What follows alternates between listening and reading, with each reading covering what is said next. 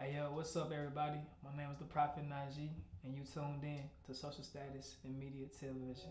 You did. Growing up, I found it hard to be compliant. Young nigga, hard-headed, always defiant. Teachers used to teach, but I'm too busy writing. Pops is on my ass, boy, you better study science. Literally have evolved into something completely different from the last time we met, man. Man, yeah, I appreciate y'all, man. Real talk for tuning in. You know what I'm saying? Yeah. So your journey, man. Tell me about your journey, man. What's been going on since the last interview? What's been new? What moves have you been making in order to improve yourself this year, man? Oh man, the last time I was here I think about like 2017. But it's been crazy ever since then, bro. Ever since then, I've released like many songs. I've released like a whole project and everything like that. That was in 2017. But I was living in New Orleans at the time, and I released all those songs down there. And bro, I've literally gone through like so much. But I mean, at the end of the day, bro, like all that shaped my journey. You know what I'm saying? I was able to travel a lot more when I was down there. I did a couple shows down there as well. I released a couple videos and everything like that. But man, ultimately, bro, I went through a lot of hardship and so many ups and downs. But I still kept on pushing, bro. I just kept on pushing myself and still kept believing. And I've been able to, get to this point now. I'm back in Memphis, you feel me? And allowed myself to just meet some really great people and still kept on growing. We're releasing a lot more singles, a lot more great projects with great people, man, you know what I'm saying? So just evolving, bro, just trying to be better every single day, bro. Now they acting new with me, they saluting me, they recruiting me. Niggas acting cool with me, nigga, who is we? People steady bouncing, heart was taking pounders, beat my shit like Rousey, story so astounding, Exactly, man. How you got in? Well, how did you get into music, man? Like a lot of people say it's from their parents. It was friends that kind of influenced that. What got you into music? What made you say, bro, I want to sit down and record? Like I want to actually put this out there. Man, I love telling this story. I ain't gonna lie to you, but honestly, bro, first of all, I'm Nigerian, and I've been in love with music ever since I was like very, very young. I know the first time I remember committing a song to memory was Tupac's Hail Mary, and I remember vividly like just remembering the song coming on when I was in the backseat of my mom's old Toyota. I think she was driving like a 96 at the time. But I was hearing the song, it was bobbing my head, and I don't think I could really like form sentences or whatever the case may be. But she looked back there and she was like vibing with me too, cause she's like, okay, you over here digging the song, yeah, you know what I'm saying? But that's the first thing I remember as a kid. And ever since then, I've just been so into like the art of music. I know one time I was like at the crib with my sister, and we would like live, I was like maybe 8, 9 years old, and I know I was watching Maury at the time, but it was like when they had those like talent shows for like young kids and stuff like that. They was on stage rapping and stuff like that. I was like, bro, I really want to do that.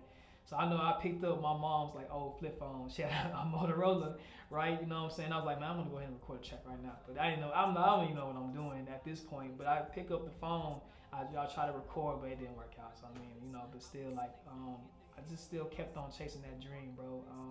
I really established that I wanted to become an artist at the age of 11. But I had been saying that I wanted to be an artist when I was in second grade, even though I didn't know what type of artist I wanted to be, because I used to draw. I used to draw a lot, but it formed into me, becoming who I am now. Like Power Rangers, oftentimes I felt neglected. You saw past my imperfections, rather work on my reflection. We want real, don't want perfection. On the phone to early morning, she said she liked my sleeping voice. When I was in New Orleans, I was going to school down there and everything like that.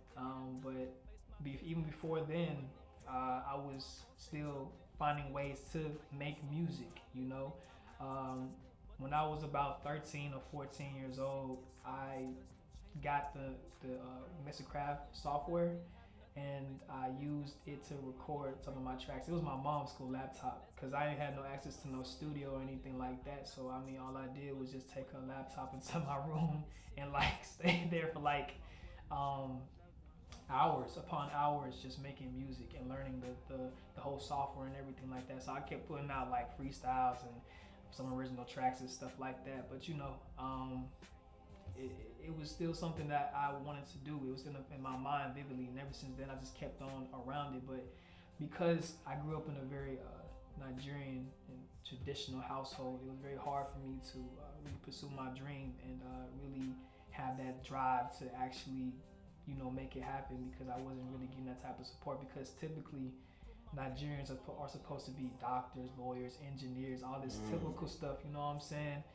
And I was telling people at the time, like, yeah, I wanted to be a doctor, but that wasn't really what I wanted to do, you know what I'm saying? I figured that out when I got to college, and I was a bio pre-med major for a while, and I, quit after a while, because I was like, this is not me. Now you did say, I remember in our last interview that you did say your mom really didn't support you right off the bat as far as with the music and stuff. Yeah. How is that relationship now? Like, is she supportive of you due to you making progress in the music field? So how is she gravitating to it now? Yeah, so shout out to moms, of course, but she has become like literally one of my biggest supporters. It's been really amazing to see. When I got back home and everything, she really embraced the fact that I was, wanting to pursue my dream as a rap artist. It's crazy because if you guys go on my page, there's a video of her actually dancing to one of my songs. And I think it was so beautiful to see. But also on top of that, she actually came to a recent show that I had in January. And it was a very beautiful thing to see her come out and support me and see me like live for the first time. So ever since then, you know what I'm saying? Like, she's just embraced the fact that I wanted to become an artist, and I feel like her support is so beautiful. I just feel really, really at home. It makes me feel at ease knowing that I have that support, from her.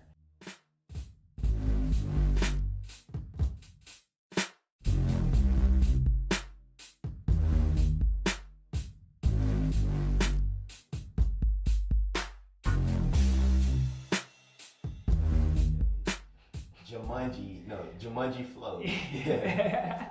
Yeah. Tell me, man, I saw the video of it. You was kind of showing like your roots in a way. Tell me about that process of creating that content, what was behind that, everything. So, bro, like it's crazy, man. So I made that beat off an iPad. Let me just first say that. And this was at a time when I was living in New Orleans in the summertime. I didn't have no money at the time. I was broke. I'm not afraid to admit that. But I was looking to like still create, and I was hungry. So I had an iPad. It wasn't like the most extravagant thing, but you know what I'm saying? Like, I used that, and it had GarageBand on there. So for some reason, that beat was in my head before I actually had laid it down. I'm not sure why I was able to still translate it into an actual song, but the way that it happened was just so beautiful. I don't know, that piano, that hard piano just caught my attention. I was just playing with keys, and I was like, okay, I bet, you know what I'm saying? Like, and then I added the little drums, the kick and everything. I was like, okay, this is hard. So like now I'm in the process of just forming words, and then all of a sudden I'm just thinking like, Freshest Najee boy. And I don't know sure why that came to my head, but I was like, okay, I can work with this. And then all of a sudden, I'm thinking, okay, Jumanji Flow, I bring the animal out. Yeah, Jumanji Flow, I bring the animal out. I was like, okay, bet. So I had that beat. I got to record it when I got to Memphis in August.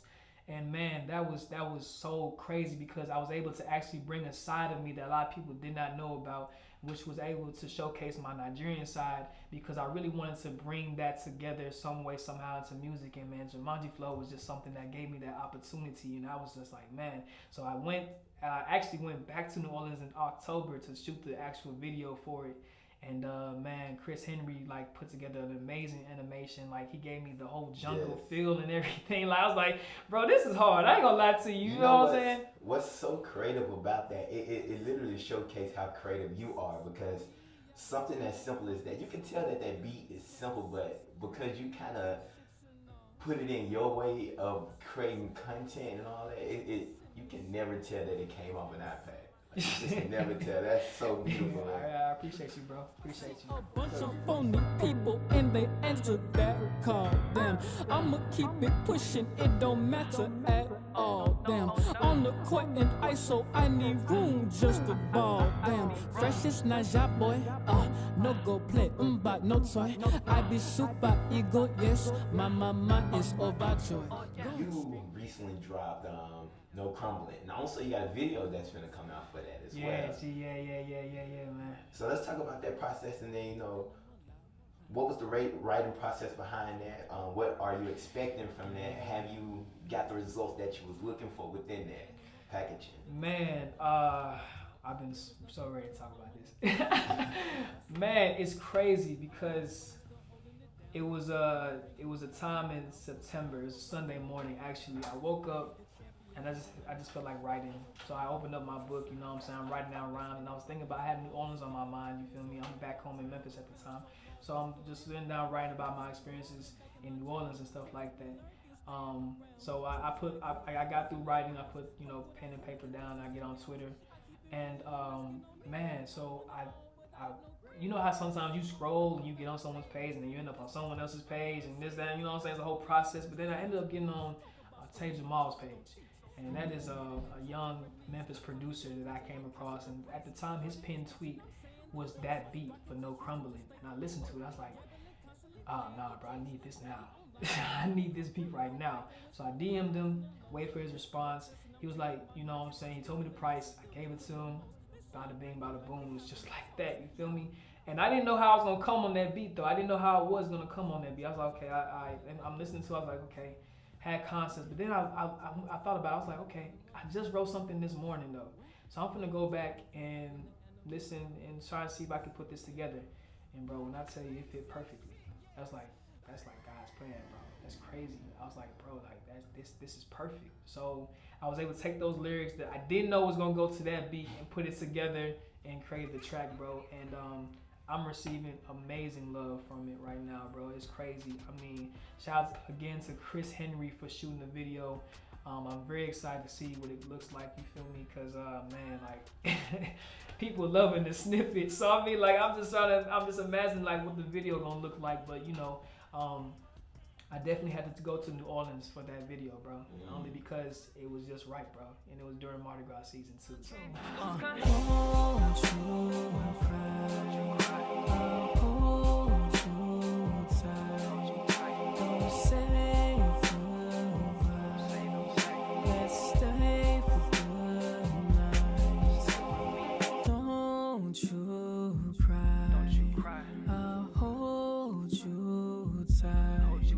Don't say goodbye.